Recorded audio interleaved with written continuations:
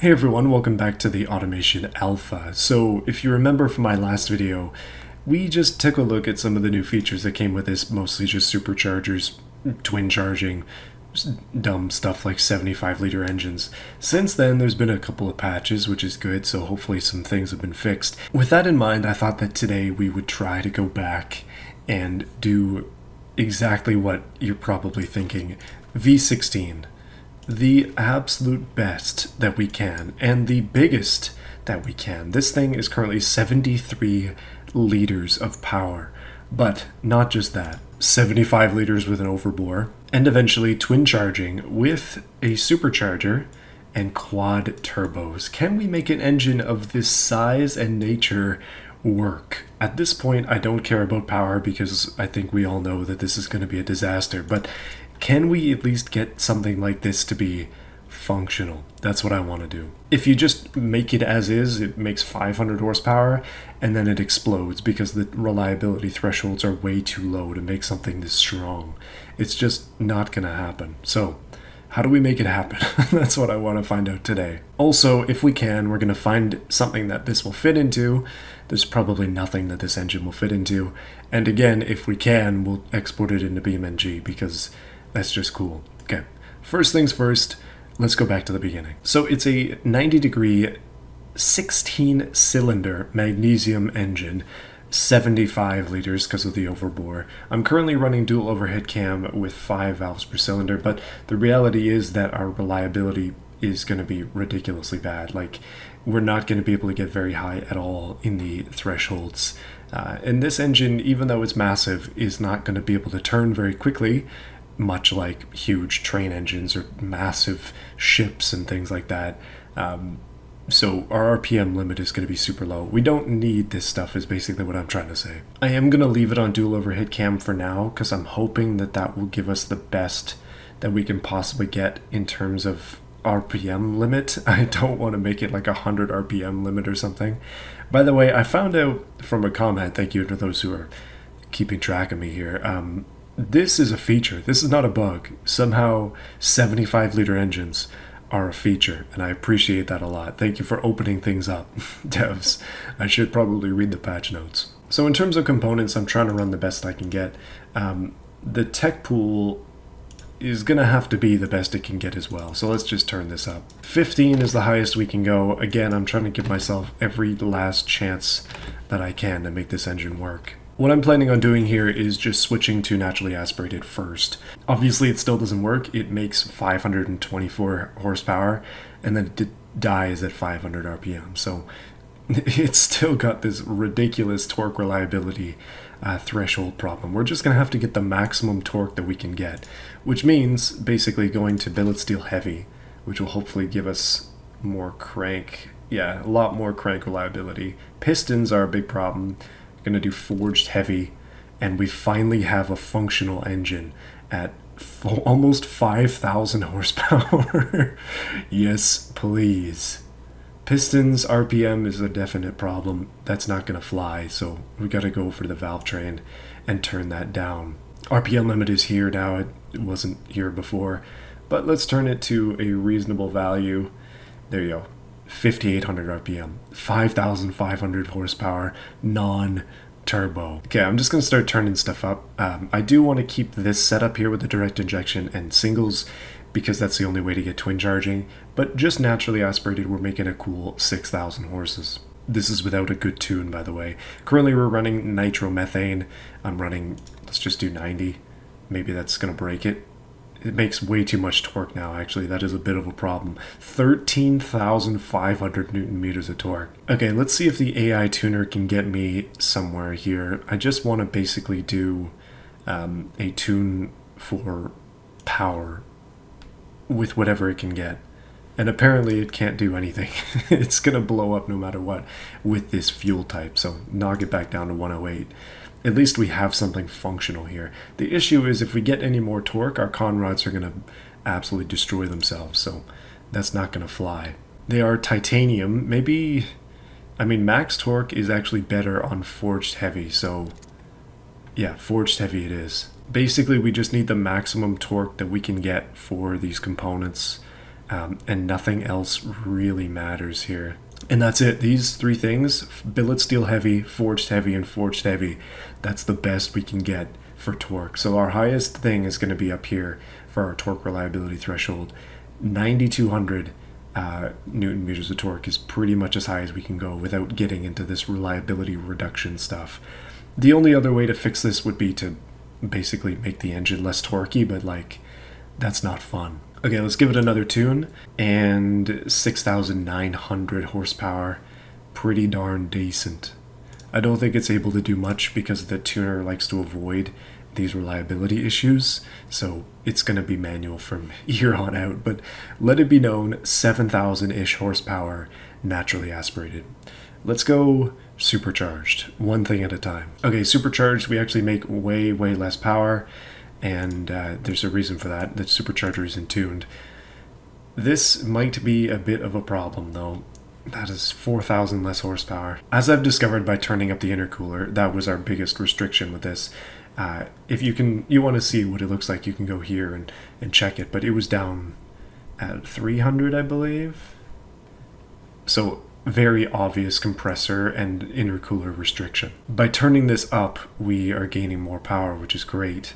But we're also gaining more torque, and we are knocking on the door of reliability issues. 77% on the crank. This is as high as I can go, 6,673.9 horses, and that's with 14,900 Newton meters of torque. Insanity. But also, I mean, we could get more if I just put on tubular race exhaust.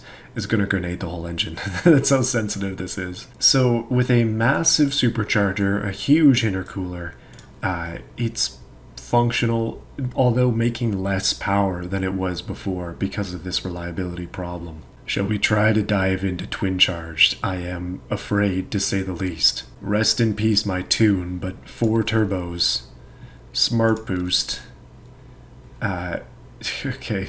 Supercharger, I didn't adjust the size. By the way, the supercharger is 37 liters. Just want to point that out. 14 psi of boost, 14.5 psi of boost on the supercharger, 14.5 on the quad turbos as well. But can we just make this functional? That's all I care about at this point. Power be damned. We just want function. 16,000 something Newton meters of torque is actually too much. It's blowing up the engine instantly. Okay, I put the cam profile all the way up. I'm hoping that sort of helps things, especially, I mean, we lost 1,000 Newton meters of torque with that, but it basically lowers our bottom end, which is what we want. Springs and lifters, lost another bit of torque. We need to lose quite a bit more actually to get to where we need to be. Can gain a little bit more of this as well. 5,700 RPM is the best we can get. Okay, there we go. No VVT means a lot less torque, means actually functional engine with quad turbos and a supercharger, 5,800 horsepower. Still a lot less than just naturally aspirated, but somehow we have to raise that power threshold while lowering torque, which is impossible for something with so many liters. Keeping in mind, of course, that I have not tried to tune the turbos and the supercharger at all, and we're currently running journal bearing turbos. This might just screw up the whole thing. No, that's just more efficient, I guess. Put a clutch bypass on the supercharger just to make things a little more interesting. Put a ridiculous amount of timing into it, and then 6,300 horsepower. Not bad. Just gotta watch this right here. As soon as we get up to 99, it's done. Oh, really cheap way to do it here. Have the headers be max size. Exhaust on dual. I'm currently running tubular race, which is unideal, I realize, for turbos because you want your turbos to be hot. But if you run up the exhaust size to a point, I was gaining more power and losing torque, which is good, as you can see there. That's a good thing for this build. Okay, that's 7,000 with the fuel map adjusted. Pretty easy to do with an engine this size. I mean, you can make 7,000 horsepower on like a 5-liter V8 in this game, so there's still a lot of engine here for no reason, but other than coolness, obviously, this thing is just ridiculous. As you might be able to imagine, I am afraid of the big change, but I did go ahead and adjust the intercooler, which was restrictive on purpose. We're currently making 10,000 horsepower and 15,500 newton meters of torque, which is basically the limit. I cannot go higher than that. This is the highest RPM we can go without blowing up the crank. And again, the crank is the limit on the highest torque that we can get, but pistons are not far behind, and that's the best stuff you can get. So there isn't really much more I can do. I guess I can try to change some of this and just see how it goes. Making the supercharger bigger does nothing. In fact, tuning the supercharger at all seems to do very, very little to the way that this thing runs. If I turn up the boost even slightly, it grenades the engine, so nothing we can do there. Onto the turbos, maybe a size difference can help us. Turbine size, not really doing much. Okay, those are the largest turbos you can get. The largest supercharger you can get on the largest engine you can get, and it's making not the largest horsepower you can get, but who knows, maybe the game, the way that it's tuned now is different. Putting up the boost even slightly, boom, just is done. So we have to be cautious here, but I think this might be it. That might be all I can do. There's still a little bit here, but there might not be anything else I can get out of this. Okay, I'm gonna call it there. We now have a 10,400 horsepower, 15,000 something, 15,445 newton meter of torque, quad turbo V16 with a supercharger, and I'm pretty impressed, honestly. This engine is going to be bananas. It's called the Marlin Mazus for some reason.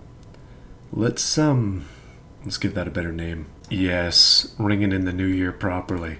Okay, just out of curiosity, what does this engine sound like? I'll just let you have it.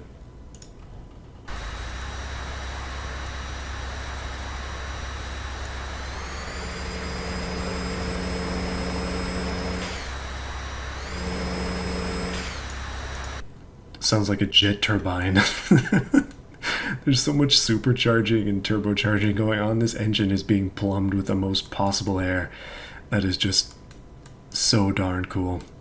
Okay, let's try and find a car that this thing will fit into. I've got a couple ideas for things. Obviously the dump truck is one of them, but it's probably going to have to be a mod body.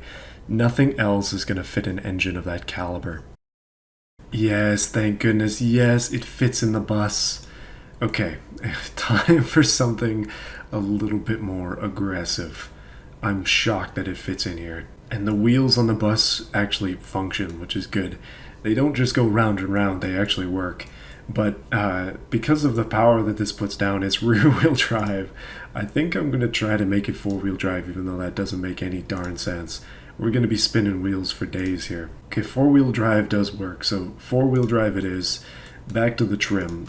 8-speed auto manual with a manual locker. I feel that the wheels being tied together is probably a good thing. Wheel size. So previously I was going to go off-road stuff. We're actually going to go straight race, straight drag tires. The biggest possible that you can get on this, which is not very big at all, actually, that is a problem. HD steel wheels. I'm basically making this thing heavy on purpose because with this much power, it isn't going to drive if it's too light. We need something that actually functions. I am thinking about mid-longitudinal instead of rear. That's a lot of weight to be behind the rear axle, but don't really get much choice here, I think. Unfortunately, this bus has no body morphs, so the wheels are as big as they can get. At least in automation, I'm going to make them bigger with the custom modifier thing, and hopefully that works better in beamng. Okay, we need to skip ahead quite a bit, otherwise we're not going to be able to get anywhere today. Let's make these... Wow, that's a problem. There's something drastically wrong with the wheel sizes. Let's do drum brakes, make them as big as they can possibly be, and have the force be as high as possible, and the quality, and I should probably up all this. Would you look at that? You don't have to put everything in separately anymore. I like it. Just put 15 and then put there and there, and all that stuff is maxed. Aerodynamics, none. Interior, basic. We'll give it full seats, mostly just to make sure that the thing has some weight to it. Heavier. Please make it heavier. The front tires blew out. The brakes don't work. Short gearing is a problem. Wow, I can't say that I'm surprised by any of this. So this thing does weigh 8,000 kilograms, which is probably why the tires blew out. Maybe I will have to cut a little bit of mass off of it, which is unfortunate because that means that the traction is going to be a bit of a problem. I'm going to go ahead and just kind of play with this a little bit. Okay, the only way I can get this thing to work is to make it out of carbon fiber, which, I mean, it doesn't make a lot of sense, but the entire bus is now carbon fiber, and that essentially lowers our weight down to 5,000-ish kilos, which is good. I mean, another way to do it would be to try to optimize the thing for lightness instead of trying to be as heavy as possible. It still weighs a lot, but we're getting far away from what could possibly be described as realistic. Okay, I'm just going to finish this entire bus. By the way, it is rear-wheel drive now. That was the only way I could get the front wheels to stop exploding. So it's basically the drag bus of your dreams. It's also insanely fast. It's going to be crazy what it's done, but I'm going to get it finished, and I'll see you soon. Okay, there you have it, a moderately functional, hopefully doable bus with a massive 75-liter V16 in the back. I just put some exhaust on it to get the exhaust up a little bit higher, but it is still a 90-degree angle out of the turbos, which is not good. But we will forget about that for the sake of the build. I also made these tires bigger. It's only a visual thing, but let's do it. Let's export this to BeamNG and pray that it works. It probably isn't, but we can try. That's the point. We're gonna try. Okay, here we go. The Grouper Hippo. Terrible name. Will it function? Will it even idle? We're about to find out. Come on. This is longer than it should be to load, so... Oh, it idles. Oh my goodness. Wow. It sounds like a swarm of bees. Let's rev it up here.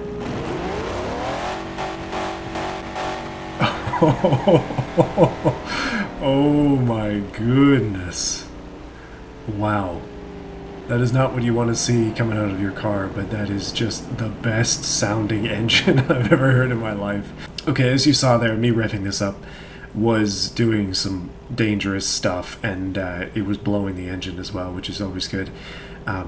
It's currently putting out smoke, which is, again, that's what you want to see on the ridiculously turboed engine like this. Lovely smoke coming out the exhaust, blue. We're not going to have a lot of time to get this thing to go. I'm just going to have to keep resetting it, but let's run. Drive. It peeled the tires just by putting it in drive. Oh, the gearing is lazy, which is good. I purposefully made it quite lazy.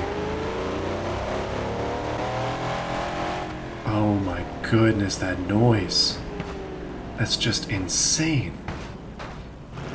It doesn't turn at all, by the way, just FYI. Oh, that's nuts. Okay, I'm gonna try to just kind of drive it instead of... I reset it, by the way, just so it would try to fix some of its issues, but anytime you get on the gas, it just grenades, so there isn't really much to see. Also, driving is like driving on ice. And it's really slow, but very, very noisy in a good way. It's the right kind of noise. Oh. Naturally, I don't think this thing actually makes the power that it says it makes in BeamNG, because 10,000 horses, we'd be ripping and tearing right now. I don't think that this is 10,000 horsepower. However, it is cool. I figure we just drive this thing until the engine blows. Let's just give it all it has. Sport mode, there we go.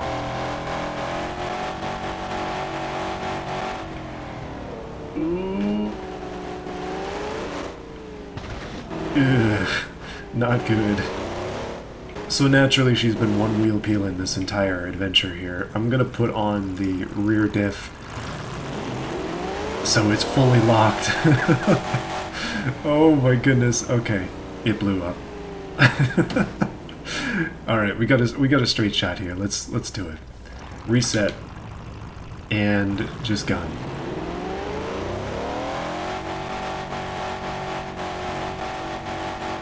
Yeah, when it tries to lay down the power, it can't do it.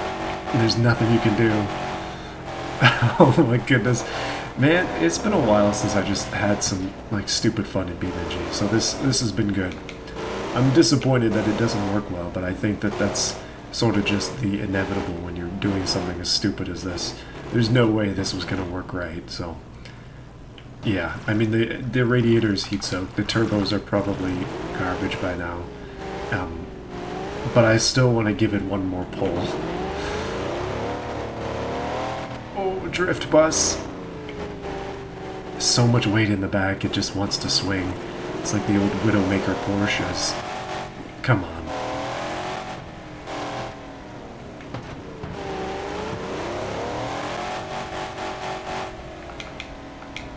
Oh, she grenaded again. Haven't got a lot of juice left. And... it's done. Man, oh man. Okay, one more time. Uncorked V16, quad turbo, supercharged, live noise.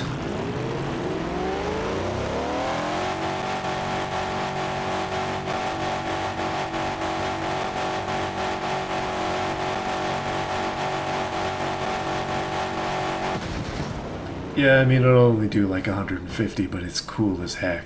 Guys, thank you for watching this video. Hopefully you've enjoyed it. It's fun to just mess around with the new stuff in automation, and these superchargers have given me some insane ideas. Look forward to Tower of Power coming back soon. I forgot that I wanted to do one of those. I think I did one in December. Probably not, but I need to do another one. So Tower of Power Supercharged coming up soon. We'll get serious next time and try to actually tune something good instead of whatever the heck this is. Anyway, thank you for watching. Leave a like if you enjoyed it. Check out my Patreon if you want to see more stuff.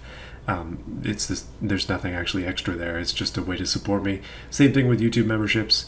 Appreciate you guys a lot, and I will see you again soon. More videos to come.